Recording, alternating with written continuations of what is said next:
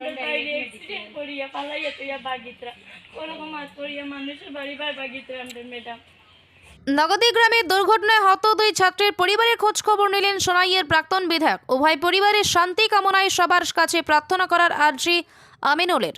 শনিবার বিকেলে দলীয় কর্মীদের নিয়ে ধলাইয়ে সপ্তগ্রামের লাইলাপুর পুলিশের গাড়ির ধাক্কায় নিহত দুই ছাত্র আসাদ গনি বড় লস্কর ও মুস্তফা আহমেদ লস্করের পরিবারের খোঁজ খবর নেন সোনাইয়ের প্রাক্তন বিধায়ক তথা আসাম বিধানসভার প্রাক্তন উপাধ্যক্ষ আমিনুল হক লস্কর। এদিন সংবাদ মাধ্যমের মুখোমুখি হয়ে আমিনুল বলেন, ঘটনাটি খুবই মর্মান্তিক, উভয় পরিবারের প্রতি সমবেদনা জ্ঞাপন করে। তিনি আরও বলেন, হত ছাত্রদের মাতা পিতাকে শান্তি দিতে পারেন একমাত্র স্রষ্টা, তাই স্রষ্টার কাছে উভয় পরিবারকে শান্তি প্রদানের জন্য প্রার্থনা করতে সবার কাছে অনুরোধ জানান। এরকম মর্মান্তিক দুর্ঘটনা আগামীতে যাতে পুনরায় না ঘটে এই জন্য যুব সমাজের কাছে সতর্কতা অবলম্বন করার আর্জি জানান এবং সরকারের কাছে তীব্র গতিতে যানবাহন চলাচলে নিষেধাজ্ঞা জারি করার দাবিও জানান।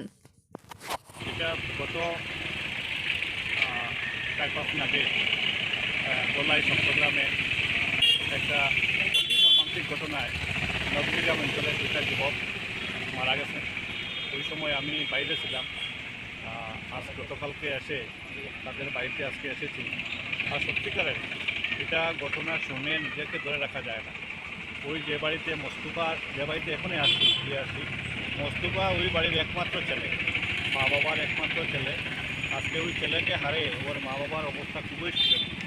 আজকে দুই বোনকে মানে তার বাবা অন্য বাড়িতে বিয়ে দিয়েছেন। আজকে ঘরে আর কেউ নাই, শুধু ওই ছেলেটাই ছিল।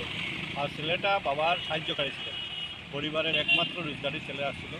আজকে মারা যাওয়ায় পুরা পরিবারটা ধ্বংস হয়েছে। আমরা প্রশাসনকে অনুরোধ করব যাতে ওই পরিবারকে খাড়া রাখার জন্য যাতে আর্থিক সাহায্য করা হয়। আগে এইরকম মানে আপনার ডিজাস্টার ম্যানেজমেন্ট কেনে যারা অ্যাক্সিডেন্ট হলে একটা আর্থিক সাহায্য করা হয়। আমি ডিসি মহোদয়কে বলবো যাতে ওই পরিবারকে যাতে ডিজাস্টার ম্যানেজমেন্ট কেনে একটা সাহায্য করার জন্য এমএসডি ক্লেম যেটা পাবে তখন সময়ে পাবে, যখন দেরি হবে ওই পরিবার যাতে বেঁচে থাকতে পারে। তাহলে দুইটা পরিবারকে যাতে এমএসি মানে আপনার একটা সাহায্য করা যায়, ডিজাস্টার ম্যানেজমেন্ট একটা অনুরোধ করবো।